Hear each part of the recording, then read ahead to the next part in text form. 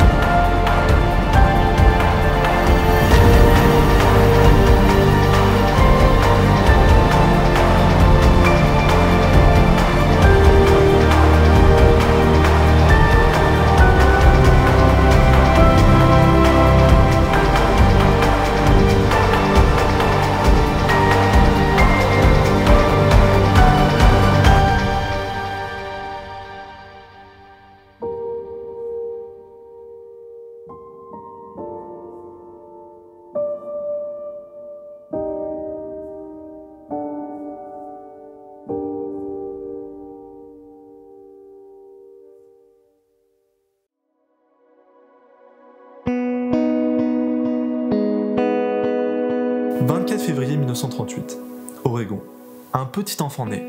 Cet enfant, c'est Phil Knight, fils de Lotta et William Knight.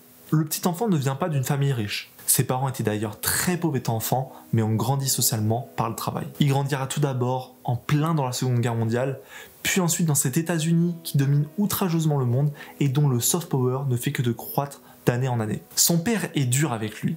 Il veut qu'il réussisse dans la vie, qu'il ait un emploi stable. Et au départ, Phil écoute cette doctrine. Il fait en effet des études dans l'université de l'Oregon et passe ensuite un master d'économie dans la très prestigieuse université de Stanford. Mais quelque chose chagrine le jeune Phil. Il a pourtant tout pour être heureux. Il est diplômé, il a une famille qu'il aime, il a des amis, et pourtant il ne se sent pas épanoui dans ce qu'il fait. En plus de ça, il ne comprend pas pourquoi lui, contrairement aux jeunes américains de son époque, il n'arrive pas à se rebeller. Pour rappel, à cette époque-là, Elvis Presley est à son prime et vient de retourner l'industrie de la musique. Ses shows sont controversés et ses danses censurées. Cette période le tracasse beaucoup, d'autant plus que lui, il a une passion, la course à pied. Il en a en effet pratiqué à l'université de l'Oregon sous les ordres d'un entraîneur réputé, Bill Bowerman. Sa passion est telle que durant un exposé présenté dans son master, il va présenter un business dont le principe est le suivant, vendre des chaussures aux États-Unis provenant du Japon. Il l'appellera même son idée folle. Malgré l'autorité de son père, Phil n'est pas prêt pour entrer dans le monde du travail. Il veut vivre une dernière expérience, découvrir autre chose, apprendre par lui-même. C'est pourquoi il demande à son père de lui prêter de l'argent pour aller faire un tour du monde. Celui-ci accepte difficilement, mais il voit tellement son fils motivé que ça lui convainc dans son choix. 7 septembre 1962, ça y est, Phil décolle pour Hawaï avec un ami pour découvrir pendant 6 mois le monde. Hawaï, Calcutta, Rome, l'Inde, la France, la Grèce, le Royaume-Uni, le Japon, il en profite un maximum. Et durant ce voyage, deux choses vont le marquer particulièrement. Le premier est son passage au Japon où il profitera pour rendre visite à Onitsuka Tiger, une entreprise prospère dans le pays, pour lui présenter son business. Il va dire qu'il a une entreprise aux États-Unis, ment sur quelques points, mais globalement cela passe. Le second, c'est sa visite à l'Acropole. Phil est abasourdi par la statue d'Athéna, autrement appelée Nike, qui est la déesse de la guerre. Mais toutes les bonnes choses ont une fin, et Phil est obligé de rentrer au pays. Mais maintenant qu'il a découvert d'autres cultures, de nouveaux paysages, des bâtiments historiques, des personnes d'autres horizons, son avenir est plus clair. La comptabilité et la stabilité, c'est du passé. Maintenant, il veut vivre son réel rêve. Ouvrir une entreprise pour vendre des chaussures de course à pied. Il s'empresse de parler de son idée à son père. Ce dernier n'accepte pas du tout. Il veut que son fils ait un emploi respectable dans la société, et vendre des chaussures n'en fait pas partie. Mais il se dit que ça ne durera qu'un temps, donc il finit par céder et lui prête de l'argent pour la première commande. Le futur patron de Nike s'empresse de créer son entreprise du nom de Blue Ribbon Sport et passe la première commande chez Onitsuka. Une fois les chaussures arrivées, Phil commence à vendre ses chaussures par-ci par-là, de bouche à oreille, Mais très vite, il va présenter ses chaussures à son ancien entraîneur de course à pied, Bill Bowerman. Bill, c'est le passionné de course à pied par excellence. Il ne vit que pour ça. Il est réputé en son domaine et vient tout juste de remporter 2 médailles aux Jeux Olympiques de 1964 en tant qu'entraîneur. C'est également l'Américain totalement en décalage avec la société. Il vit paisiblement sur une colline en haut de la ville et gare à celui qui vient le déranger. Malgré sa dureté expressive, Phil est convaincu du potentiel des chaussures provenant du Japon. Phil veut en faire son associé, Bill n'est pas contre, et le deal est validé au cours d'un repas au restaurant. Chacun apportera 500 $ dans la trésorerie de l'entreprise. Le principe de vente au départ est très simple. Les réseaux sociaux n'existent pas, les magasins de sport non plus. Phil et Bill font tous les meetings de la Californie pour présenter leurs chaussures. Et le bouche à oreille commence à avoir du succès.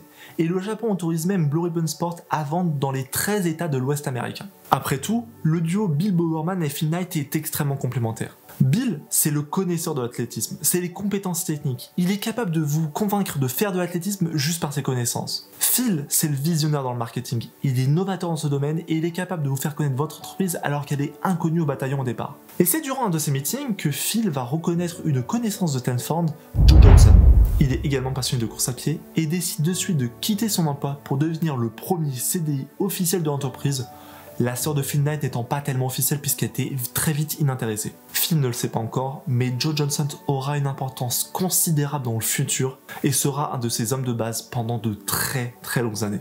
Alors, comment décrire Joe Johnson le salarié? Eh bien, c'est une brute épaisse qui a des compétences en marketing. Il vend ses chaussures de façon très rapide et il crée une base de données. Et grâce à tout cela, l'entreprise se développe très rapidement jusqu'à atteindre 44 000 $ de vente dès la première année entière. Mais c'est durant cette ascension que le premier obstacle de l'entreprise va être abordé. Et vous voulez savoir la suite? Ce n'est absolument pas le dernier. Tout d'abord, un concurrent apparaît sur la côte Est et menace d'envoyer Blue Ribbon Sport en justice s'il continue de la vendre sur le terrain. Phil est tout étonné d'apprendre la nouvelle. Il n'a jamais entendu parler d'un concurrent sur la côte Est de la part de l'entreprise japonaise. Et c'est bien cela le second problème, la communication avec les Japonais.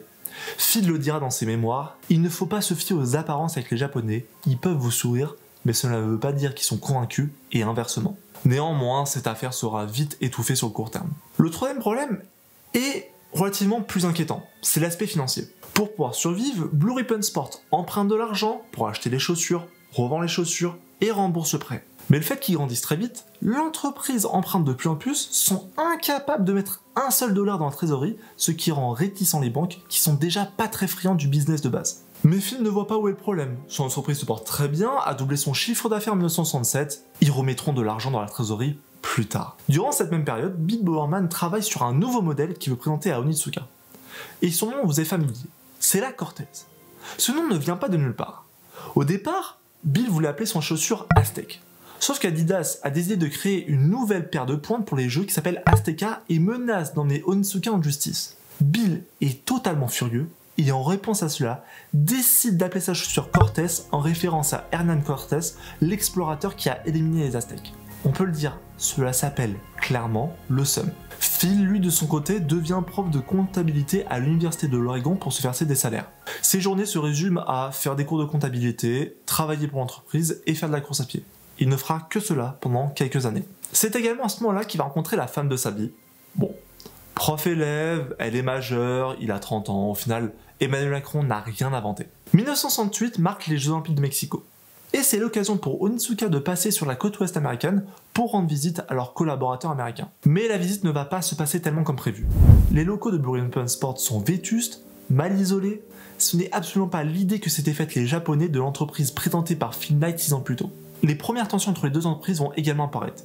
Mais c'est 2 ans plus tard, en 1970, que tout va se jouer. Premièrement, pour la première fois, une banque va refuser de faire un prêt à l'entreprise. C'est la douche froide dans l'Oregon. Cette même banque va de nouveau refuser un prêt un an plus tard. C'est décidé, l'entreprise va quitter la banque et rejoindre une maison de commerce japonais. En cette même année 70, Phil Knight fait une énième visite au Japon. Les tensions de 2 ans la veille ne sont absolument pas redescendues. Les Japonais envoient leurs commandes de plus en plus tard avec de plus en plus de manques. Mais l'objectif n'est pas d'apaiser ces tensions, c'est de prolonger le contrat avec Onitsuka. L'entreprise BRB se porte bien, fait des très bonnes performances, vend de plus en plus de chaussures, se fait de plus en plus connaître aux USA. Légitimement, le patron de Blue Ribbon Sport demande un contrat de 5 ans. Mais Kitami, le manager japonais, lui propose un contrat de 3 ans avec une clause de non-concurrence. Pourquoi diminuer de 2 ans? C'est la grande question. Phil sent qu'il se passe quelque chose. Il est persuadé d'une chose, Kitami veut trouver un remplaçant. Et sa théorie de départ va être confirmée par un télégramme provenant du Japon. Phil tentera désespérément de mettre Kitami face à sa vérité, de prouver que BRB est un collaborateur de confiance, mais rien n'y fait. La cassure est présente. Et le directeur du développement japonais n'aura comme seule réponse une proposition d'achat. C'est la seconde douche froide dans l'Oregon. 8 ans pour créer une société millionnaire, qui je rappelle ne vend que des chaussures de course à pied. 8 ans que cette petite équipe a sacrifié leur vie entière pour ce projet. L'abandon n'est absolument pas dans leurs esprits. C'est décidé. Mieux vaut trahir que de se faire trahir. Malgré la clause de non-concurrence, la petite équipe va décider de créer une autre entreprise dans le dos de leur fournisseur.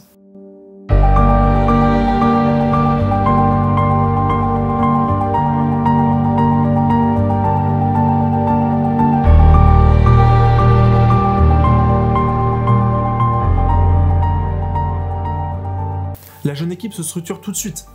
Ils trouvent une usine au Mexique qui est nulle, mais bon, peu importe. Reste à trouver le nom et le logo. Et ces deux décisions, les salariés ne le savent pas encore, mais elles vont changer à jamais leur vie. Le premier est le nom de la marque. Phil Knight décide de proposer un nom que l'on peut qualifier de très nul, Dimension 6, et dont lui seul est convaincu. Personne au bureau ne veut de ce nom. Mais il n'y a pas d'autre proposition, le temps presse, et le jour de la décision, seul Dimension 6 est proposé.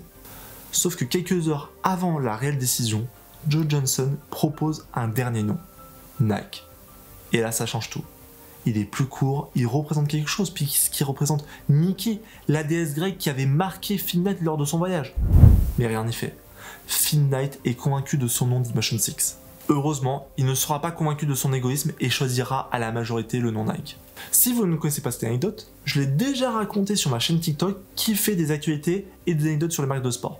Première vidéo, première pub, c'est la vie qu'on mène. Maintenant, on peut reprendre. Après le nom, il faut maintenant un logo. Et le patron de Nike sait tout de suite qui va appeler. Il se rappelle d'une certaine Caroline Davidson, une étudiante qu'il avait rencontrée lorsqu'il donnait des cours de comptabilité à l'université. Cette dernière accepte et propose très vite ses premières propositions, qui sont un véritable flop. Elle comprend mieux la demande et la seconde fois, une forme de virgule tape à l'œil de Phil de ses collaborateurs sans toutefois pleinement les convaincre. Mais le temps presse, il faut prendre une décision et ce sera la virgule. Merci Caroline Davidson, voici votre chèque de 35 $. Oui, le logo qui vous permet d'avoir confiance en vous lorsque vous portez un vêtement, qui est aimé de tous, coûte moins cher qu'un bonnet Moomin. Ils ont un logo, ils ont un nom, ils ont une entreprise. Nike peut véritablement commencer. Malgré ces changements, les points positifs et négatifs restent les mêmes. On a face à nous une marque avant-gardiste qui reçoit ses premières licences et qui sont les premiers à mettre de la couleur sur les chaussures. Je pense que Sean Wotherspoon ne serait pas amusé à cette époque-là. La marque se démarque clairement de la concurrence et fait déjà parler d'elle. Et de l'autre, on a ses problèmes financiers récurrents. L'entreprise se fait prêter, achète, vend, rembourse, mais ne met aucun dollar dans sa trésorerie. Et Phil le dira plus tard, il vivra chaque jour de cette époque comme le potentiel dernier de son entreprise. La seule différence qu'on peut noter, c'est que Nike a des meilleures relations avec les maisons de commerce japonais que Blue Ripon Sport n'en avait avec leur ancienne banque. Elle arrive tout de même à trouver des athlètes qu'elle peut alors sponsoriser, Nastasia en tennis, qui partira chez Adidas, ou encore Steve Prefontaine, 5e du 5000 mètres des derniers Jeux de Munich en 1972. Alors, cela fait quelques minutes que je vous parle de Nike, mais il faut se rappeler d'une chose, ils sont théoriquement toujours en contrat avec Onitsuka. Et c'est cette même année 1972 que Kitami découvre les magouilles de l'entreprise américaine. C'est la douche froide, mais cette fois du côté du Japon qui n'hésite absolument pas pour ouvrir un procès. À ce moment-là, on ne sait pas comment Nike peut s'en sortir. Après tout, ils ont créé une entreprise dans le dos de leurs collaborateurs et leur ont menti pendant des mois. Je ne vais pas rentrer dans les détails, ce n'est pas intéressant pour la vidéo, mais pour résumer, Nike va gagner son procès aux USA grâce à un avocat qui est jeune et déterminé et qui va prouver également les mensonges de Onitsuka vis-à-vis de Nike. On souffle un coup dans l'Oregon. Soit ils ont vécu des tas de situations compliquées, mais là on a clairement frôlé la catastrophe. Et pourtant cela ne les empêche pas de jouer encore une fois avec le feu. On est en 1973 et le coût de main d'œuvre augmente de façon très forte au Japon. Nike décide alors de rapatrier une partie de leur main d'œuvre dans une usine en Nouvelle-Angleterre, sans prévenir leur maison de commerce, sans prévenir la banque, qui sont quand même les garants totaux de la survie financière de l'entreprise. Mais une entreprise partenaire envoie un chèque en retard. Il n'y a plus le choix, Phil décide de rembourser la banque avec de l'argent qu'ils n'ont pas. Et la banque gèle de suite leur compte et leur dit que le FBI est sur leur dos pour une tentative de fraude. Bien obligé de parler à la maison de commerce, celle-ci découvrira plus tard durant l'enquête l'usine cachée. Si on rajoute à cela les créanciers qui frappent à la porte de Nike pour réclamer leur argent, c'est la panique totale. Au final, la maison de commerce va accepter la nouvelle usine et décide de rembourser la totalité des dettes de l'entreprise. C'est définitivement le tournant clair et net. La faillite a été entrevue, mais Nike reste encore en vie. Si on met ces déboires financiers de côté, un espoir existe du côté de l'Oregon.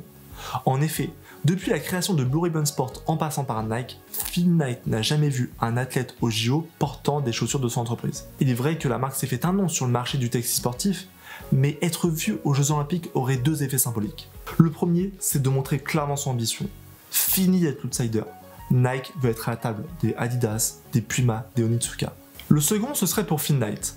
Ce serait la preuve ultime de montrer à son père que son entreprise n'est pas seulement un passe-temps. Ce dernier l'a déjà remarqué, et il est déjà fier de son fils. Mais pour Phil, cette image serait inestimable. Cela sera après tout fini d'être une idée folle. Et cet espoir se nomme Steve Prefontaine. Déjà bien placé aux Jeux Olympiques de Munich, il est l'un des favoris pour ceux de Montréal. De plus, c'est un homme de l'Oregon, passé par l'université de l'Oregon, la même que Phil Knight quelques années auparavant. Et c'est le premier qui a cru en la marque malgré les hauts et les bas.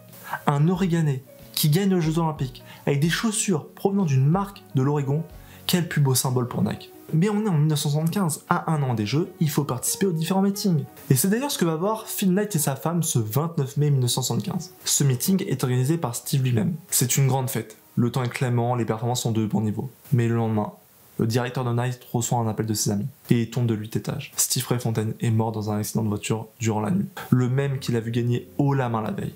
C'est un monde qui s'écroule. Au-delà de l'aspect sportif, Phil Knight vient de perdre un ami. Il vient de perdre un frère. Mais c'est Bill Bowerman qui aura le plus de mal à s'en remettre. Il vieillira à vitesse grand V et se mettra en retrait vis-à-vis de l'entreprise durant quelques années. Quoi qu'il se passe après, l'ombre de Steve planera toujours au-dessus de l'entreprise Nike et l'entreprise n'hésite pas à le commémorer dès qu'il en aura l'occasion. Si on revient à l'aspect sportif, l'espoir est donc tourné vers un autre athlète, Shorter, qui vise les marathons du jeu. Nike aborde donc l'année 1976 avec de grandes ambitions. C'est le bicentenaire de l'indépendance des États-Unis et 3 de ces athlètes qui portent du Nike vont participer au jeu. Ils en sont persuadés. C'est leur année. Phil Knight compte même chaque jour jusqu'au 31 juillet 1976, le marathon des Jeux. La course qui va élire le meilleur coureur du monde. Toutes les caméras seront braquées sur les coureurs. Tout l'Oregon retient son souffle. Phil Knight se lève très tôt. Il n'a pas dormi la nuit d'ailleurs. Il se rappelle de tous ces moments, de son exposé à l'université de Stanford, à la commercialisation de la waffle, en passant par les différents séjours en justice. C'est sûr, Nike va devenir un grand dans moins de 2h30. Mais c'est sans compter sans la malchance de l'entreprise. Le directeur n'en croit pas ses yeux. Il voit bien Shorter en première ligne des athlètes, mais portant des Tigers. C'est la très grande douche froide. La seconde place de l'athlète américain ne sera qu'une très maigre consolation. S'ils n'ont pas été vus au jeu, Nike continue pourtant de détonner. En effet, leurs chaussures ne passent pas inaperçues, notamment la Cortez version Nike, car oui, pour ceux qui ne le savent pas, je l'ai expliqué plus tôt, Cortez est une chaussure de Onitsuka de base, qui est le ASICS d'aujourd'hui. Ou encore on peut parler de la Waffle, une chaussure de course à pied à la semelle gaufrée. Ils continuent également de proposer des couleurs sur leurs chaussures. Car oui, à l'époque, les chaussures Star, la Stan Smith, la Superstar, la Chuck 70, sont des chaussures soit noires, soit blanches, qui manquent cruellement de personnalité. Nike va amener cette petite touche colorée, qui va les poursuivre jusqu'à aujourd'hui d'ailleurs, puisque la colorimétrie et le design de leur boîte, quand ils décident d'en faire, sont encore une de leurs forces. Cet apport de couleur va permettre à la chaussure de sport de petit à petit ne plus être utilisée seulement pour son activité première, mais de devenir une réelle chaussure du quotidien. Et le mot sneakers entre petit à petit dans le langage de la société. On vient de sortir des 60s, les États-Unis sont clairement fracturés sur la guerre du Vietnam, sur la ségrégation, et une partie de la jeunesse ressent le besoin de s'émanciper ou un besoin de liberté et de paix qui croît. Le rock et le jean sont clairement à la mode, et c'est dans ce contexte que les sneakers vont se créer leur propre culture. Des stars hollywoodiennes vont même être aperçues avec des sneakers aux pieds. Phil Knight sent que ces créations, au départ présentées seulement pour le sport, deviennent de plus en plus populaires. Et cela tombe bien, car un homme qui va littéralement révolutionner l'histoire du monde de la sneakers frappe à la porte de Nike en 1977.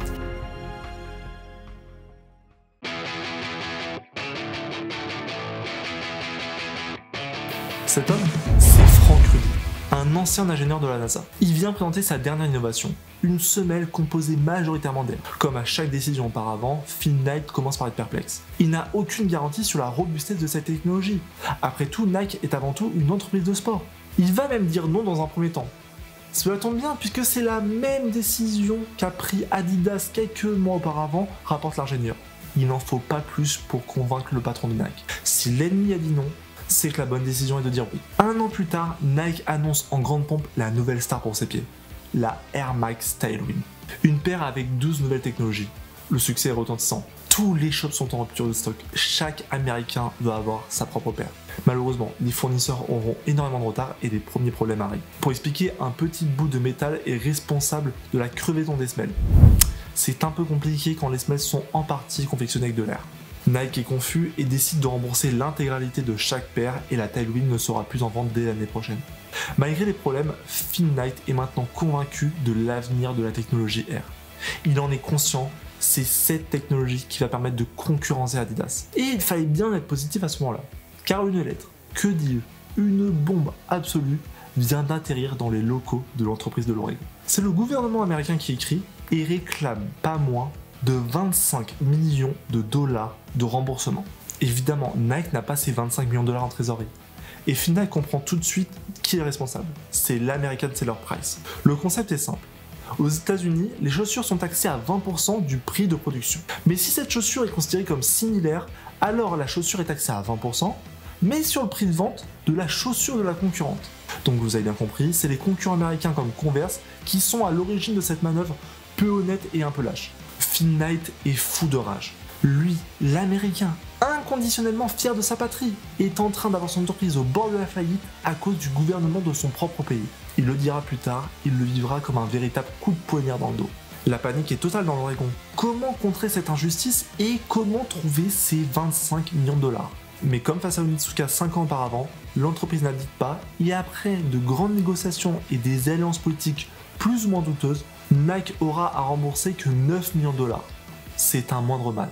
Vraiment. Cet épisode aura tout de même un effet sur Phil. Il en est conscience. Dorénavant, son entreprise doit ouvrir le capital pour avoir de l'argent dans la trésorerie. Lui, qui a resté pendant 18 ans, dont 11 ans en tant que Nike, doit se rendre à l'évidence. Pour continuer à grandir, il faut qu'ils attirent des actionnaires. Donc Phil et ses hommes de confiance iront faire un voyage à travers tous les États-Unis. New York, Chicago, DC, Miami, Dallas, Seattle, Los Angeles. Nike parlera plus tard d'un voyage fratricide, fatigant, mais l'enjeu était là. Et c'est en 1981 que Nike va ouvrir son capital, d'ailleurs le même jour qu'une autre entreprise américaine florissante dans le monde de la technologie, avec un logo qui ressemble plus ou moins à une pomme. Je parle bien sûr d'Apple. Et l'action de départ sera de 21,5 $. La veille de cette ouverture, Phil Knight s'en va se coucher avec sa femme. Il repense à tout. Le voyage, les premières ventes, le changement d'entreprise, les galères de justice, les succès des premiers modèles, les soirées avec les collègues qui sont devenus de véritables amis. Et bien sûr, il a également une pensée pour Steve Prefontaine. Au final, son idée folle de départ, il en a créé une des entreprises à l'avenir le plus radieux aux États-Unis. Il le sait, quand il se couchera dans 24 heures, dans le même lit, à la même heure, son patrimoine aura une valeur de 172 millions de dollars. L'histoire de Nike, c'est l'histoire d'une dizaine de personnes ne faisant pas de sport, mais qui en vendent pour en faire. C'est l'histoire de Phil Knight, un homme convaincu de son destin et qui traversa les épreuves malgré les réticences de son entourage. C'est l'histoire d'une entreprise qui casse les codes et qui révolutionne le monde du sport. Air Force One, Air Max, Air Jordan, tous les monuments que l'on connaît aujourd'hui, qui font la renommée de l'entreprise, n'existaient pas. Et pourtant, c'était déjà le premier vendeur de chaussures de sport des États-Unis en 1981. C'est l'American Story par excellence, fait de ses hauts, de ses bas et de ses coups de pouce du destin. On ne va pas se le cacher, c'est le culot et l'entraide de l'équipe qui a permis à Nike de survivre. Alors, j'espère que vous avez aimé cette vidéo. Tout ce que je viens de vous dire sur la première de ce livre, L'Art de la Victoire, qui sont les mémoires de Phil Knight. Et j'attends avec impatience ce film Air qui retrace comment Nike a réussi à convaincre Jordan de venir chez eux, et ça sort le 6 avril prochain. Alors je peux vous dire, prenez soin de vous, allez voir ma chaîne TikTok, et puis qui sait, il y aura peut-être une autre vidéo. Starting with, I think, what must have been an amazing event for you when your coach, you somehow connected with your coach. Tell us that story, because he was special to you. He was a very unique human being. He was, first of all, in my view, the greatest track coach that ever lived.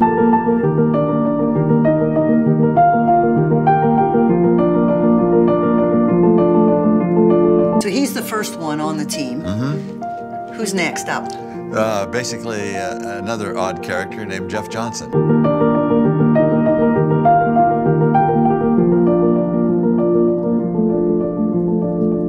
What is the secret? What is the secret that made this one of the greatest brands ever to exist? You know, there's two elements, obviously, to what happened. Is I think it shows quite clearly in the book. It's a whole lot of hard work and some good luck.